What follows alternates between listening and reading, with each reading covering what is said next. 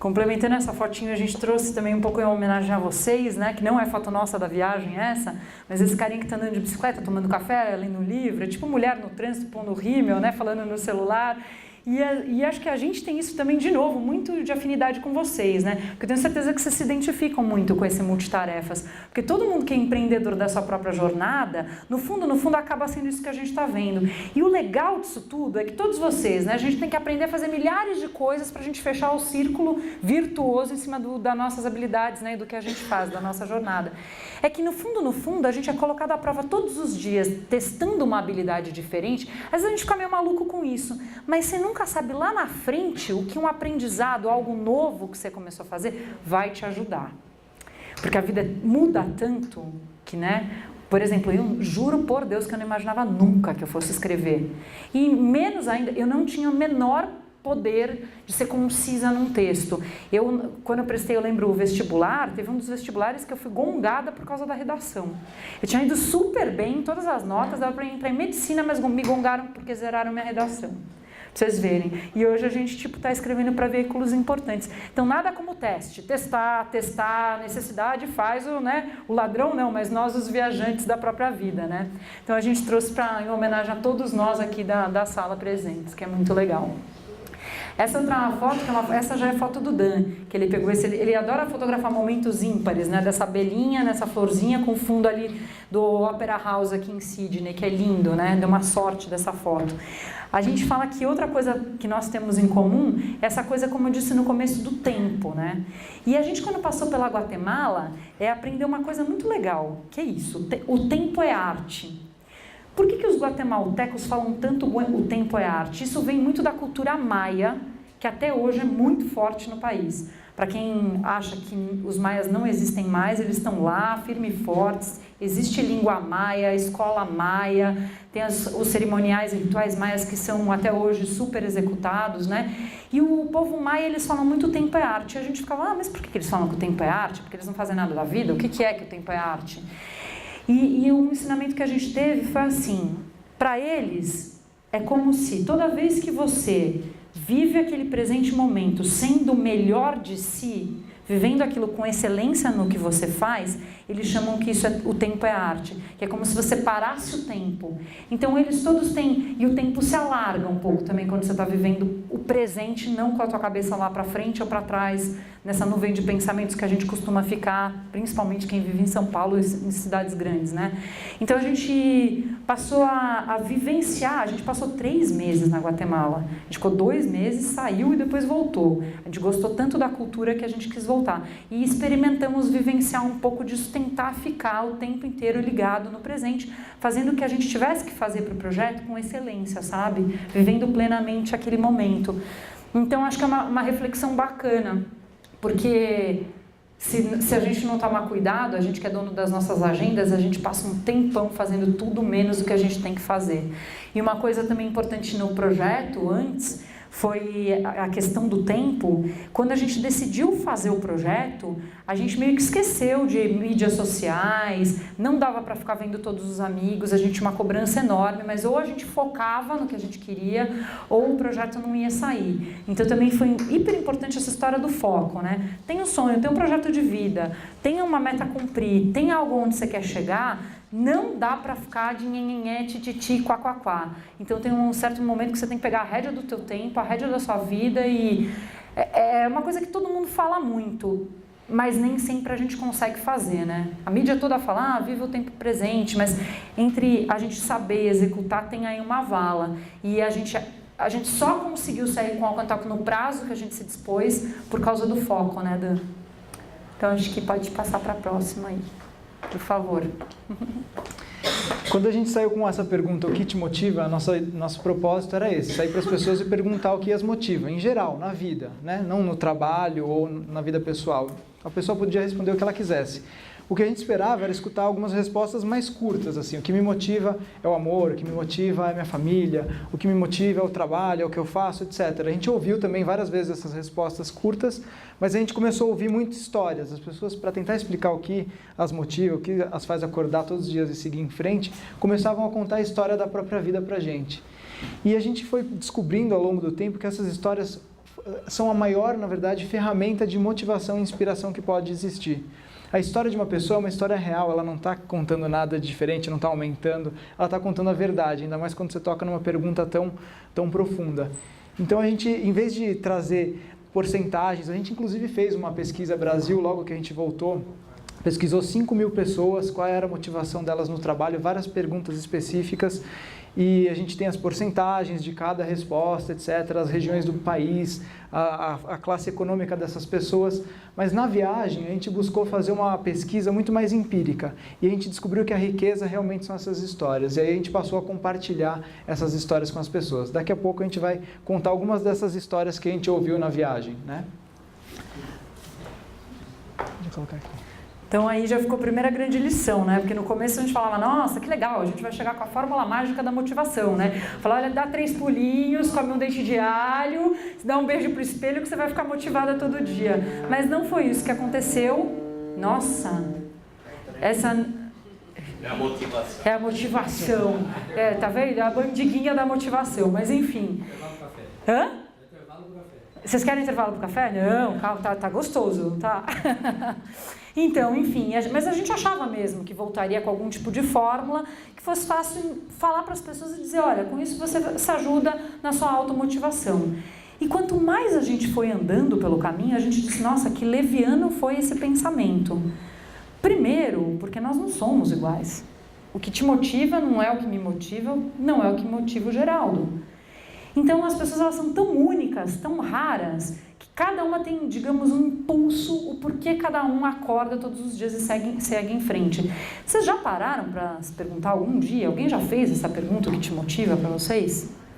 Porque a gente não pensa muito sobre isso, né? A escola não pergunta isso pra gente, a universidade não pergunta isso pra gente, os nossos pais às vezes não perguntam. A gente passa uma infância, adolescência toda sem ser questionado a respeito disso. E essa pergunta ela é tão importante porque ela mexe com o que a gente veio fazer aqui nessa terra. Qual o propósito que a gente tem de vida, qual a nossa missão, o que vai deixar a nossa alma feliz. Né? Como é que a gente pode todos os dias ter entusiasmo para viver?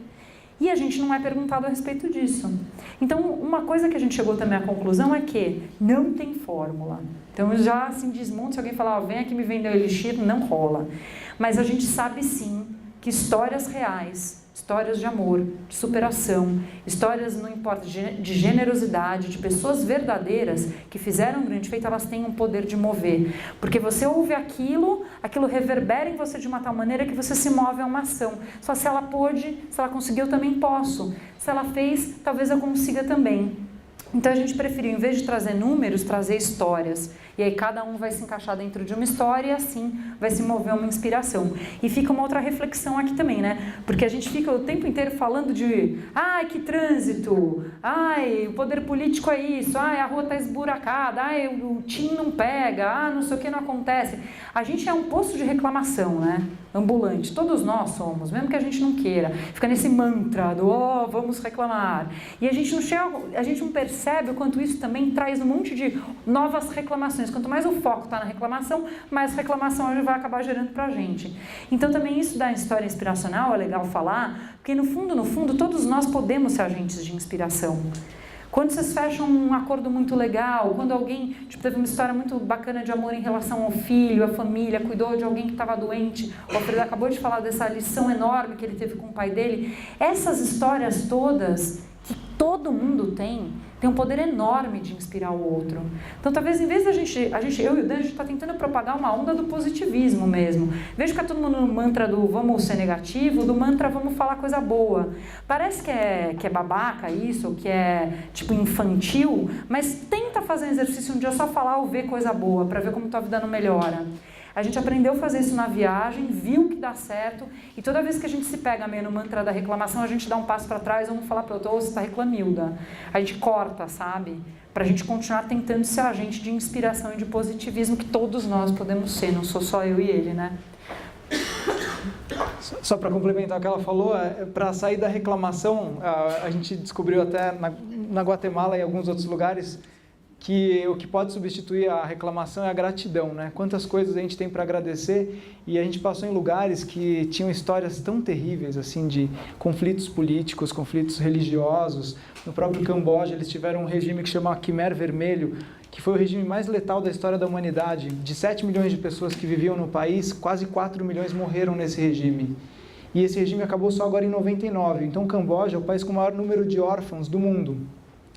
Então, assim, a gente viu realidades muito tristes de que as pessoas tinham tudo para estar reclamando, mal-humoradas, revoltadas, etc. E elas não estão assim.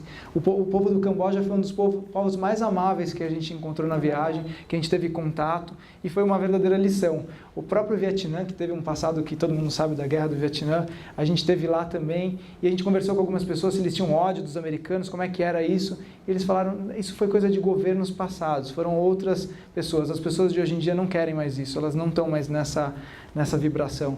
E a gente achou super legal, né? A gente foi aprendendo a ver como as pessoas são gratas pelo que elas têm, pelo presente momento que elas estão vivendo. E isso foi mudando muito a gente também. Mas deixa eu complementar do Vietnã. Tem uma coisa legal do Vietnã também para falar. Primeiro que o país, assim, a gente no Museu do Vietnã, vendo as fotos do que foi a época da guerra e depois do como eles se reconstruíram, foi uma coisa impressionante. Sabe o que é uma pátria inteira falar, vamos reconstruir, vamos levantar? E achei super bonito, assim, porque quase todas as casas, quase todos os lugares têm a bandeira do Vietnã, eles são muito nacionalistas hoje em dia. E uma coisa legal também é que eles têm uma mania de limpeza muito interessante. Todo mundo tem uma vaidade, acho que com a sua casa, com o seu espaço, com o que eles conseguiram reerguer daquela pátria, que eles passam o dia inteiro meio que limpando tudo, varrendo, deixando tudo brilhante, todas as casas têm jardinzinho, né, Dan? Foi uma coisa muito legal de conviver com um país que há pouco tempo atrás não tinha nada. Era um horror, imagina as bombas, vocês não sabem o tamanho, com o raio de quilômetros, uma bomba em alguns lugares que caíam assim, no Vietnã. E hoje eles têm tudo super organizadinho. Para ser sincero, onde a gente passou, a gente não viu, por exemplo, favela, nem nada do tipo. Então foi legal, foi uma lição para a gente de como uma pátria junta pode se reerguer também. Achei bonito. E a gente fala até essa frase, a cada passo para fora, a gente caminhou 3 para dentro, porque tudo bem, a gente queria fazer uma avaliação das nossas próprias vidas, testar novas habilidades, mas eu não sabia, e nem o Dan, que as histórias e conhecer culturas novas fossem impactar tanto a gente. A cada nova história é como se fosse um tapinha na cara, assim, sabe? De falar, você não está sendo grato, você não está sendo uma pessoa positiva, dá para melhorar aqui ou melhorar lá. Conforme a gente foi conhecendo as pessoas, a gente foi caminhando para dentro da gente, sabe? E quando a gente voltou da viagem, foi um fenômeno, assim, porque depois de 2 anos, a gente chegou em casa, a gente não conseguia reconhecer nossos móveis, nossas roupas, o que a gente tinha, a quantidade do que a gente tinha. É como se os viajantes que saíram são tão distantes dos que voltaram que tudo para nós foi um choque na volta, sabe? De tanto que eu acho que a gente aprendeu essa simplicidade da vida, a gratidão e outras coisas que a gente talvez, né, que a gente vai falar ao longo aqui do dia com vocês. Então, por isso, 3 passos para dentro.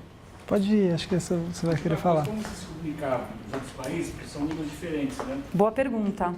Por incrível que pareça, o mundo inteiro fala inglês. Os países de... Gente, olha, assim, é verdade, no Camboja, os órfãozinhos ali, eles conseguem se comunicar em inglês. É sempre o inglês mais primitivo, né? Se você chegar fazendo grandes conjugações verbais em inglês, pode ser que eles não te entendam. Mas se você for meio the book is on the table, tipo um inglês bem básico, sem grandes conjugações, meio que todo mundo entende. A gente teve uma vez dificuldade de entrevista, que até foi com o sorveteiro, que a gente mostrou da Turquia, só que eu andava sempre com um caderno, porque senão a câmera não pega. Eu andava com um caderno, fazendo as anotações, a gente sempre andava com cadernos, papéis, tudo, né?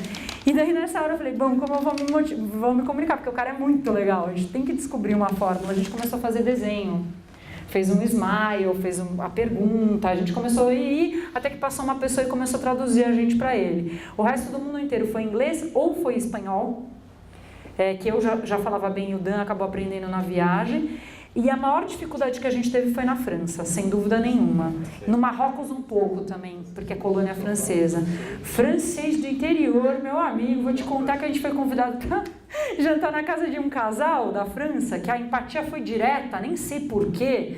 Ninguém se entendia, mas a gente se amou. E eles convidaram a gente para jantar na casa deles, era um baita de um banquete. Olha, foi umas 5 horas de uma conversa...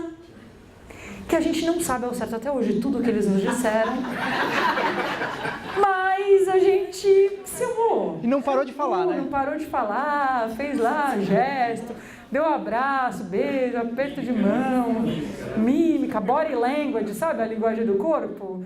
Eu sei que a gente é amigo deles até hoje e olha, não, a gente não consegue se comunicar direito por e-mail, porque não sabe o que tá falando, mas é assim. Então na França foi difícil mesmo, tanto que é o país que a gente menos tem entrevista, mas ele é tão lindo, o interior da França é tão maravilhoso que a gente falou, então, em vez de focar tanto nas entrevistas, vamos focar no que os caras sabem fazer bem, no que motiva o povo da França, olhar essas paisagens todas. Mas de resto, sabendo inglês macarrônico, você viaja para onde você quiser, viu? Acho que até para Zâmbia vai, viu? Qualquer lugar do... Pode imaginar, a gente no Laos, ficou fechado, um baita de um tempo, um país fechado por regime político que abriu agora há pouco, a gente pegou ele meio na abertura. Então a gente falava numa boa com todo mundo. Incrível, verdade. E sempre perguntam pra gente, né, que resposta que marcou vocês, né? Talvez eu tenha algumas respostas diferentes da Luá, né, sobre isso. Essa daqui que a gente trouxe para vocês é uma resposta super simples, mas que foi num momento que marcou muito a gente.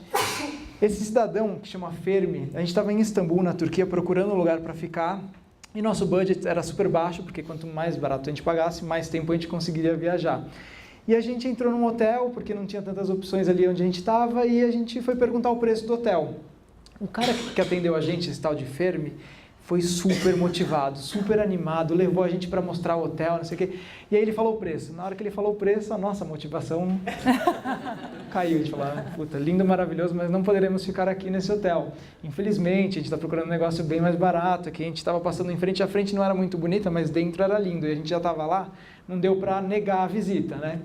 E aí a gente falou, putz, já estava tarde, né? E ele falou, se vocês não acharem um lugar para ficar, porque aqui vai ser tudo nessa média de preço, vocês podem ficar na minha casa. O recepcionista do hotel falou que a gente podia ficar na casa dele. Ele falou, não tem muito espaço, mas a gente dá um jeitinho, tem um sofá lá, vocês podem ficar. E esse cidadão foi tão motivado e tão entusiasmado o tempo inteiro assim com a gente, sabe? Mostrando o hotel, conversando, perguntou do Brasil, jogador de futebol, etc., que a gente perguntou para ele, que te motiva? Como você é tão feliz? Como você convida duas pessoas que você acabou de conhecer para ir para sua casa, né? E daí ele respondeu isso daqui pra gente, né? Minha vida é meu maior diamante, como eu sei que é finita, vivo cada dia como se fosse o último. E realmente esse cara estava vivendo o dia dele ali como se fosse o último, numa empolgação de ensinar mesmo, assim, né? A gente teve uma empatia muito grande com essa história. E a Luá sempre fala que essa história foi a que mais marcou, né? Não sei se foi a que mais marcou, mas foi um momento de virada pra mim, assim. Tipo tapa na cara. Tipo um tapa na cara, porque a gente até certo ponto nunca acha que a vida é finita, a gente se acha Deus, né? Quem vai viver pra sempre, que tá tudo lindo, a gente desperdiça nossos dias pra caramba. E nesse momento eu tive o registro verdadeiro dentro do meu DNA que a vida ela é finita pra gente, pelo menos. Se vai renascer, quem acreditar nisso, não vai ser desse jeito, nessa época, com esses amigos, com essa família, sei lá como será. Então, ele me colocou frente a frente com a minha própria existência. Ele fez eu pensar o que eu estava fazendo nos meus dias, de verdade, a partir dali. E acho que até o meu amor com o projeto mudou também. Porque a gente estava vamos viajar e fazer o projeto, uma coisa toda assim. E a resposta dele foi tão impactante que eu falei, pera. Porque ele dizia que todos os dias quando ele acordava, ele tentava ser o melhor de si mesmo para ele e para o próximo. Porque ser bom para o próximo era ser bom para ele. E ele até, olha o detalhe, ele falou, ele tinha uns 54 anos, mais ou menos. Vocês forem dormir em casa, eu dou meu colchão para vocês, eu durmo no chão, mas eu não quero que vocês fiquem na rua.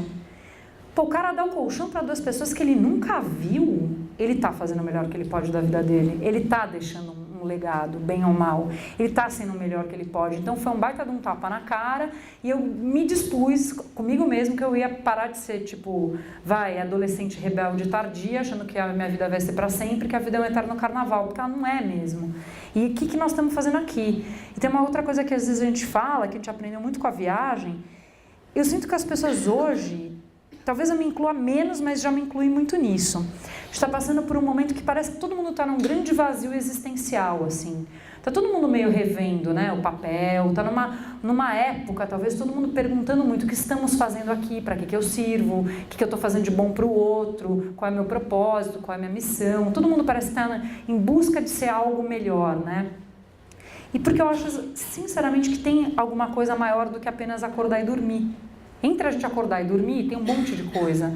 Tem que ser maior do que isso. Nossa vida tem que ter um sentido maior do que acordar e dormir.